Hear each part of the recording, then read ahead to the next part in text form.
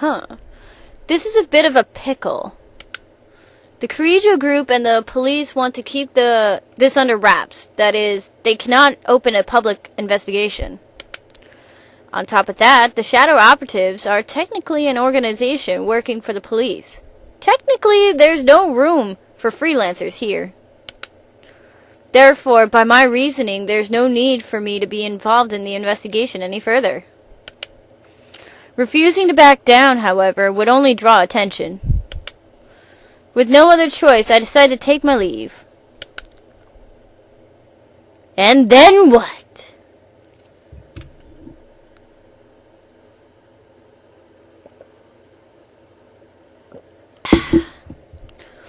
It must have been chaos at the office despite the unusual events. The man who hired me has not yet gotten in touch with me. I entertained the thought of returning home to Inaba, but luckily enough, I brought enough luggage for a short trip out of town. I decided to stay the night at a business hotel near the airport and wait a while for my client to contact me. Time passes. At 9 o'clock, I finally receive a phone call from the man. Things have taken an unexpected turn. This case is under the jurisdiction of the Shadow Operatives now. That will make it very difficult to continue my secret investigation. But right now, you're the only one we have who's gotten that close. We heard you earned Kirijo's trust after the hijacking. We'd like you to keep up your investigation. We're currently making arrangements for you to pick it up again in the natural way. What are you going to have me do? I will not act as a spy. I'll be in touch later. He hangs up without waiting for me to reply. I sigh. I feel a weight in my heart. This has a high possibility of turning into a private investigation from the shadows. Pretty much a polite way of saying cooperative espionage. If I'm to take on this job, I need to have some sort of plan. At any rate, I cannot plan my movements without knowing how the situation is progressing. It would be far better to prepare for tomorrow instead of getting worked up with worry. I read the newspapers and watched some of the TV coverage of today's events, then go to bed early.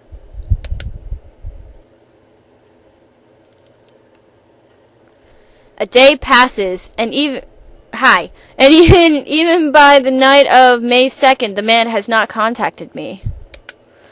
It seems the police are having trouble zeroing in on the suspicious vehicle. Considering the skill with which the crime was pulled off, I wouldn't be surprised if that van was dumped somewhere and the cargo loaded into another vehicle. Going through all the possibilities, it's just a way to kill time.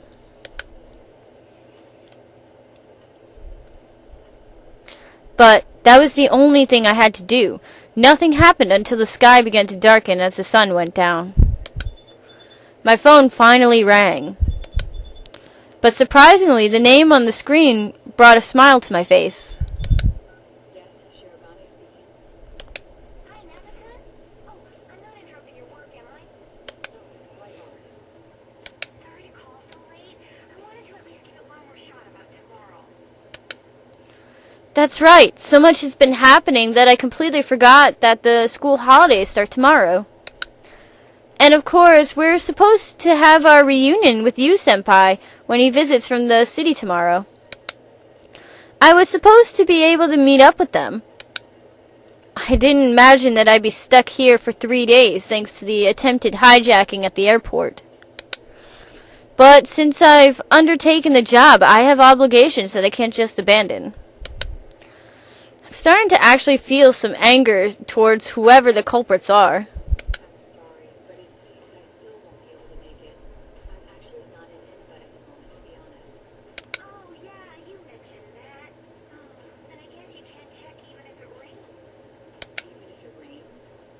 Oh, nothing. Just talking to myself. Huh? What was that? It's okay, Naoto-kun. I know there are people who'll be in trouble without you. You need to stay there and help them out. Cypher, you are in the way! Thank you. Yes. Help them out? Huh? It irritates me to know that what I'm going to do is pretty much spy work. It really is a shame. Give my regards to Senpai and the others, won't you? Will do. Good luck with the job. I hang up the phone. Seeing my dear senpai again? I feel that's much more important than a job with an uncertain outcome, and I feel a little sad that I'm going to miss it. Maybe I should just turn the case down and make a surprise visit tomorrow. I wonder if any train would make it in time.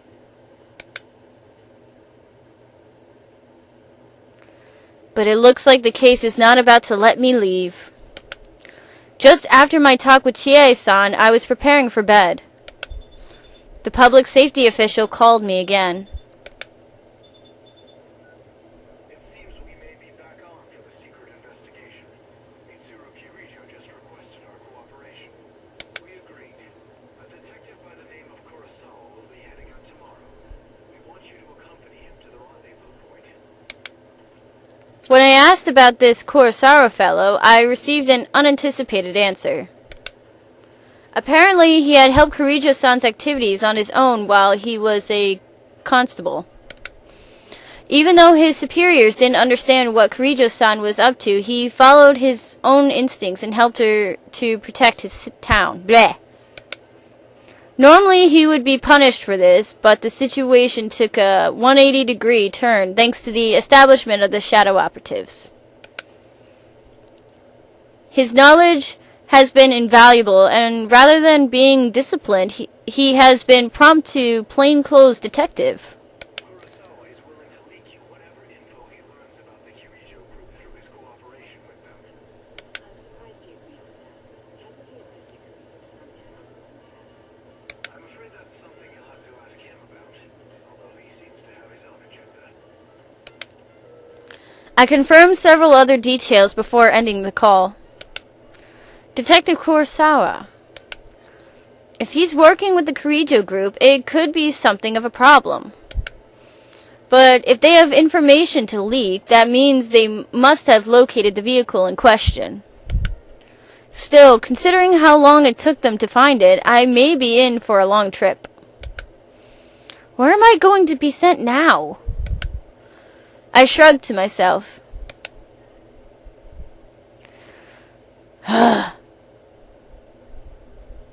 Why couldn't they just make more voice-acted cutscenes? I mean, I understand the text, but man! The next day, May 3rd, I meet with Detective Kurosawa. I expected someone who looked shadier, but the man appeared hard-working and honest. I'm Naoto Shirogane. Thank you for your assistance.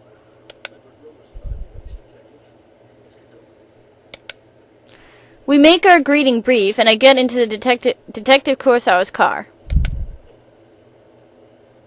A private investigation in a location that I have no prior knowledge or experience of. This is a depressing job in the first place, and the addition of more and more unknown variables is making me more displeased with it. Oh no, I'm fine. Where are we headed, by the way? The place where they found the getaway car from the hijacking. A town called Inaba. It's a small place with an odd history. Just had a bizarre serial murder case there last year. Oh, gee! I never would have guessed. Inaba. I can't stop the surprise from showing in my voice. That's your hometown, right? Isn't that why they're sending you? I'm at a loss for words, but Detective Kurosawa continues instead of waiting for me to reply. The request I got from the Shadow Operatives was to assist in gathering information about those murders. They want me to meet with a supervising detective of that case and ask him for the full story. Earlier, they part of public safety and they're not in good shape either. You can't come to the district police for information. Why him? Is his case related to the robbery in some way? Public safety is sharper than you might think. We basically use all cases to see if Shadow's were involved.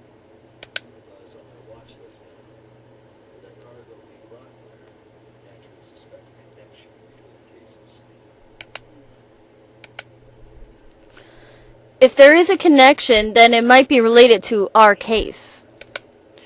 I begin to have ominous thoughts and my expression darkens. But Detective Kurosawa doesn't probe into that topic. Perhaps he's the type of person who doesn't judge people based on evidence, but gets a feel for them through conversation and actions. How am I reflected in his eyes? I can't help but wonder. I can't help but ponder the idea. Illegal dump site. Detective Kurosawa goes inside the Inaba police station while I wait in the car near the junkyard. The familiar sights of Inaba seem strange somehow. The detective in charge of this case must be none other than Dojima-san. Detective Ryotaro Dojima. Of course I am familiar with him. And not just as a fellow peace officer. Dojima-san acted as Yu Senpai's guardian while he stayed in Inaba. Also, it's his uncle.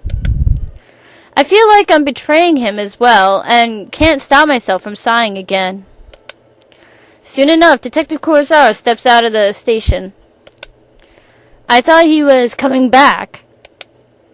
But halfway to the car, he turns and walks into the junkyard. I wonder what he's doing.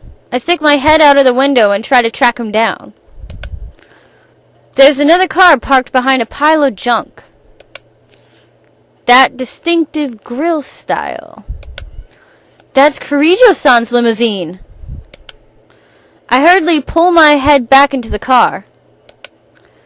That's right, Detective Kurosawa came here to cooperate with Kirijo-san.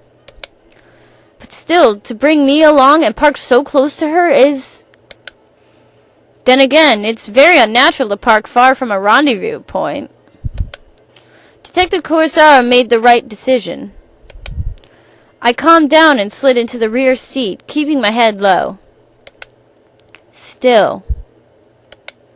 Kirijo-san uses that black limousine while undertaking her Shadow Operative duties as well? That car sticks out like a sore thumb here in Inaba. Heck, it's distinctive anywhere in Japan. Why would someone as clever as Kirijo-san take that car on a special mission like this? Does she have some profound reasoning behind it? After a while, Detective Kurosawa finally comes back to the car. Kurosawa-san, may I ask you something? Why are you working in public safety? You're asking that now? That would be your very first question. After wiping his dry smile from his face, Kurosawa-san turns to me with an incredibly serious expression.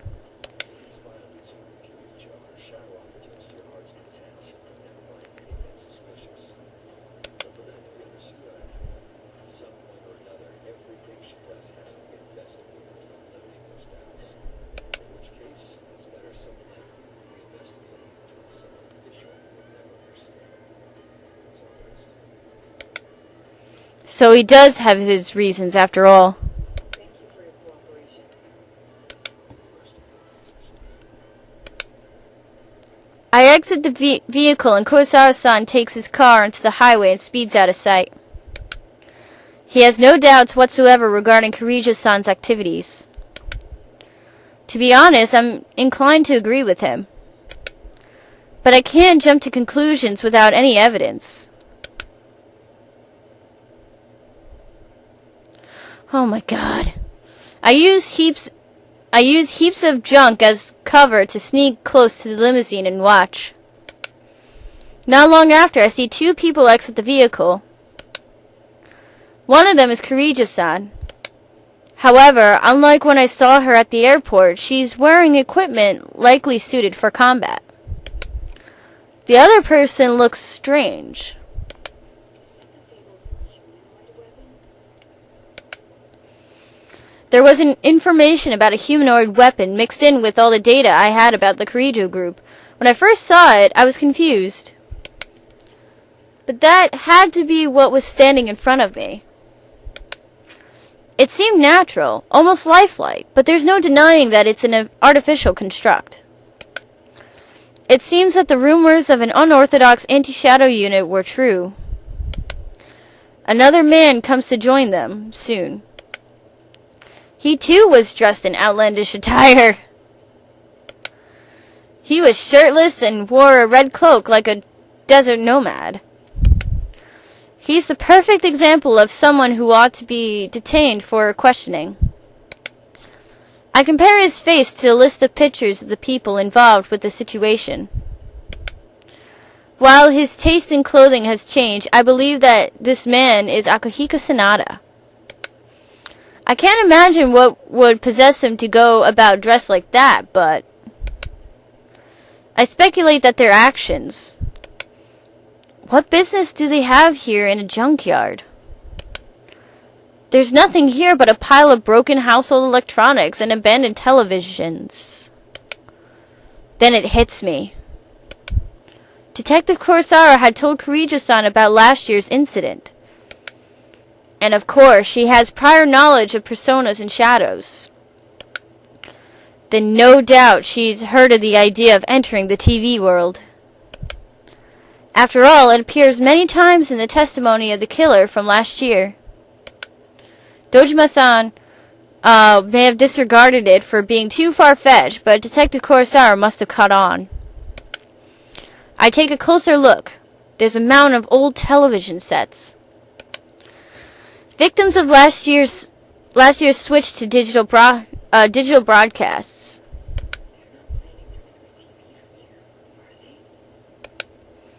Even as I say that, the mechanical girl already has her hand sticking into a TV screen.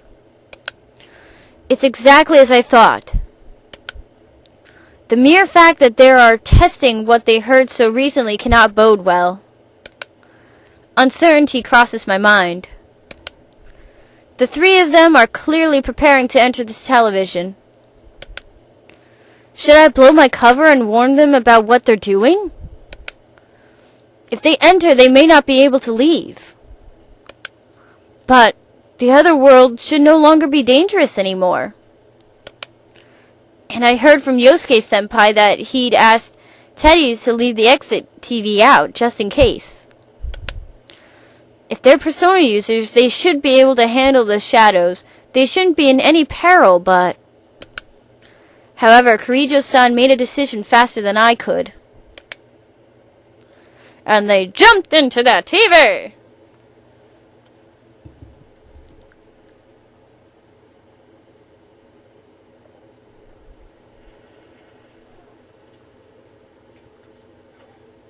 The other members will wait here in the car. Yeah. If we all barge in and something happens, we'll be devastated. Now that you mention it, at least one of us should be staying behind as well. I am not staying.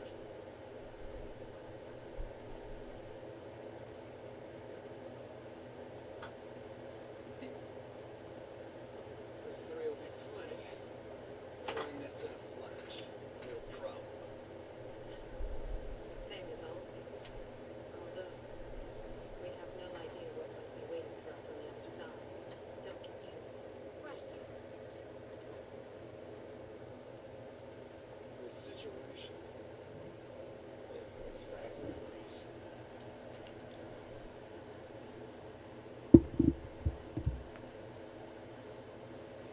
Ready!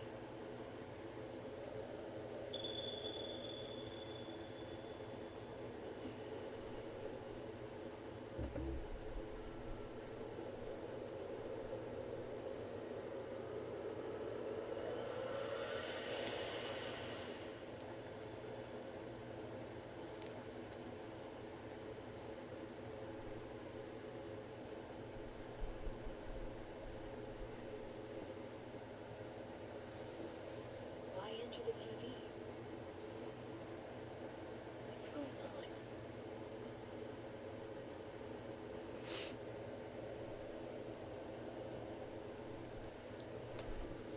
I stand there blankly. Is the stolen cargo inside the TV? Should I chase after them?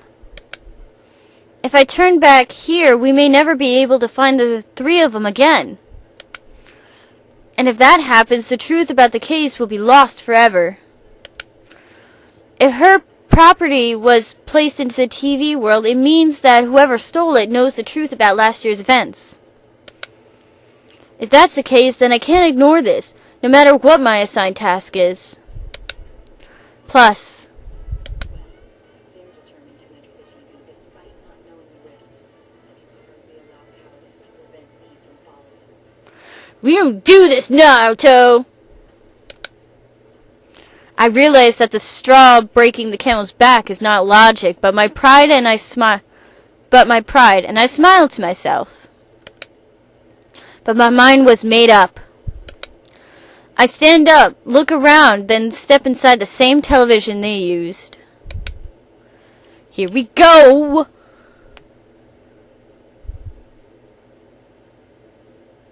Oh, I was hoping to get like a little bitty cutscene.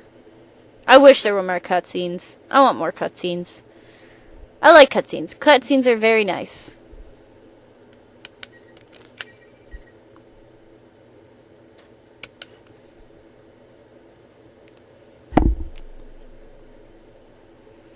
It's been a while since I felt this falling sensation. But this time the sensation seems to continue longer than it did when I would enter a TV as part of the investigation team. Before I know it, the falling has ended. I take cover behind a pillar and look around for the 3 Shadow Operatives. Did I lose them? We all entered from the same television, so we should have arrived in the same place. I realize a little and take a look around. When I stand up, I notice it, but it's difficult to believe. I take a good look, hard look. This is a school.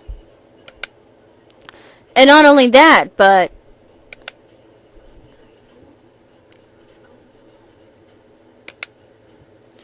this is the gate to the school I attend. The familiar school building is inside. But there is something unfamiliar out in front of it. There's a stack of strange monitors. They're all displaying the word P1 Grand Prix.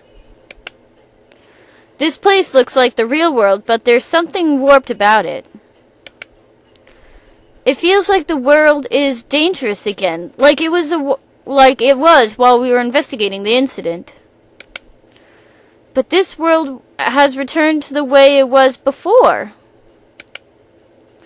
While I'm thinking this, students come walking out of the building.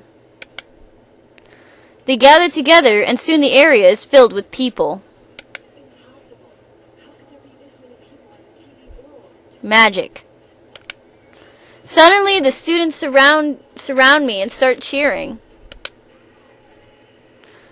I see an all too familiar burst of static play across the monitors. Oh, okay. Cutscene! Friends! Dun dun dun. Desperate fighting program amongst high school students. A new legend is about to start.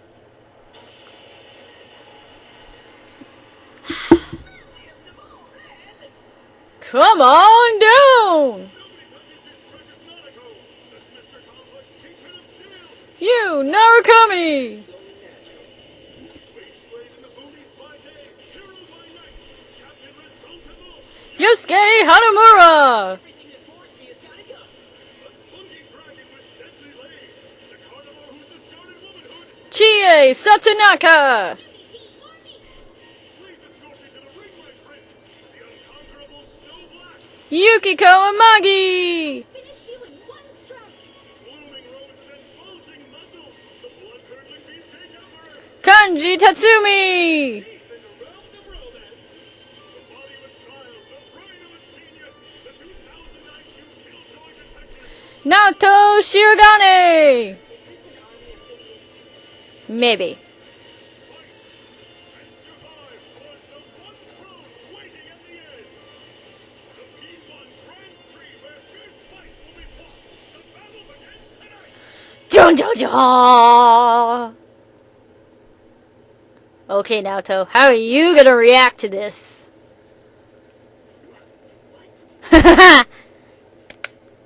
Killjoy Detective? The shock leaves me dumbfounded for a while.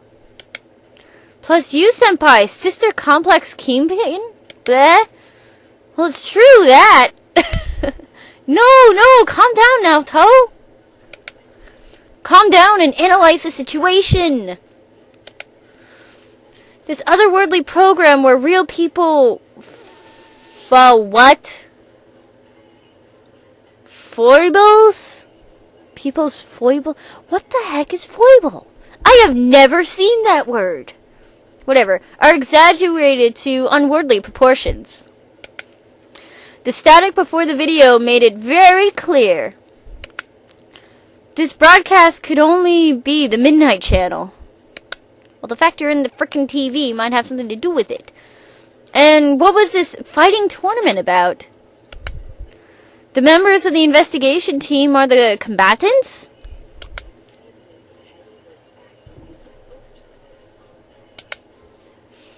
All of us know that Senpai is coming back to Inaba during Golden Week. Then, could this be some kind of way to welcome him back? What? No, Shirogane, no. No. Calling him a sister complex kingpin, that's not a welcome, that's a challenge. Who would publicize a negative nickname like that? Besides, whatever the reason, I can't imagine that someone would seriously want us all to fight each other. What is going on? Does it mean that the rest of them are in the TV world as well? Without warning, ow, the sound of microphone feedback pierces my ears. Hello, boys and girls of Yasogami. Sorry for the wait. That's Reese-san. The students go wild. On the monitors, Teddy appears to be wearing some sort of costume.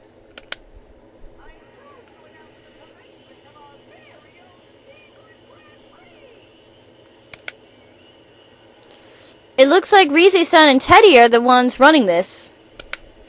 Do they really plan on holding this P1 Grand Prix? Now the moment you've all been waiting for, the challenger in our first battle.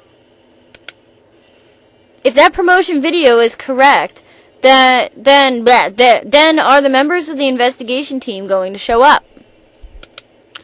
Just as I lean forward to see what's going on, a spotlight shines directly in my face, blinding me. Ow.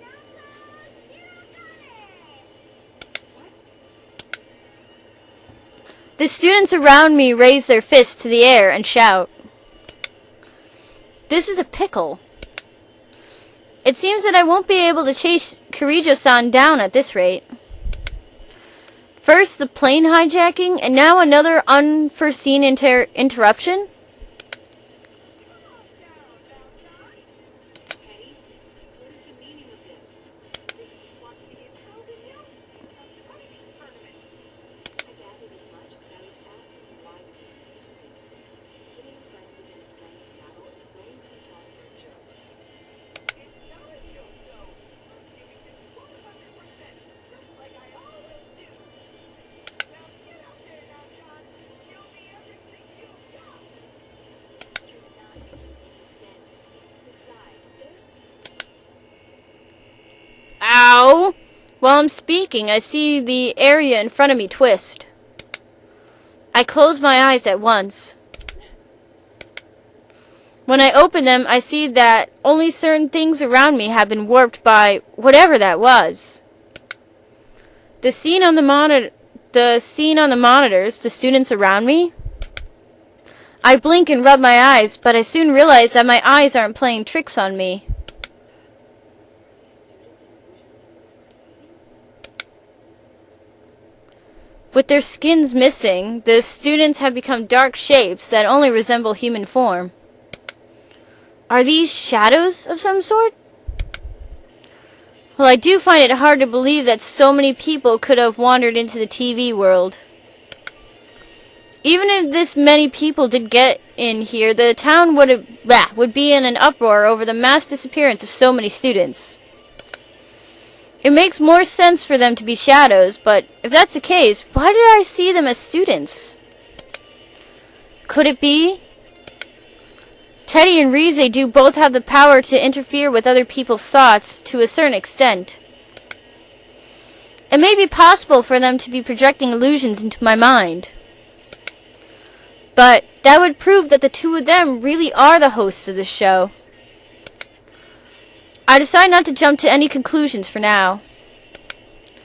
Even if the two of them are behind this, why would they hold a tournament and deceive me with illusions? I won't be able to figure out anything until I determine what their objective is. As I'm considering my next course of action, Teddy, or should I say General Teddy, speaks directly to me.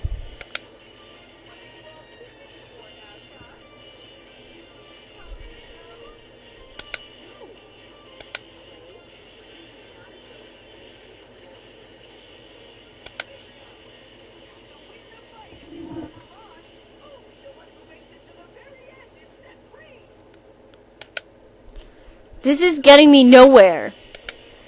Talking to him isn't helping me figure out what's going on here.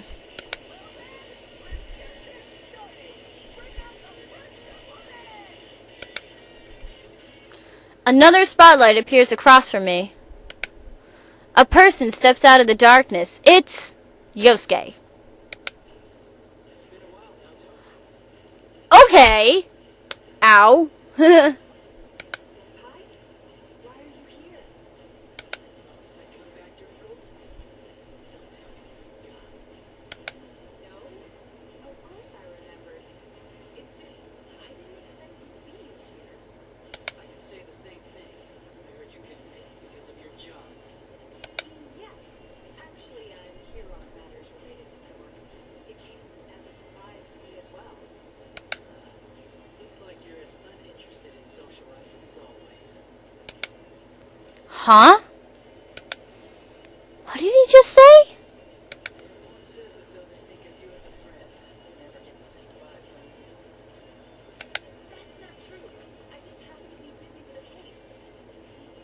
Now's not... Work. I guess work's all you care about in here. Even now. I'd say you're more concerned with your work than us. I get it. Hanging out with people outside work is a burden for you. It's like an invasion of your privacy. Senpai? He's not the type of person to speak so poorly of others, is he?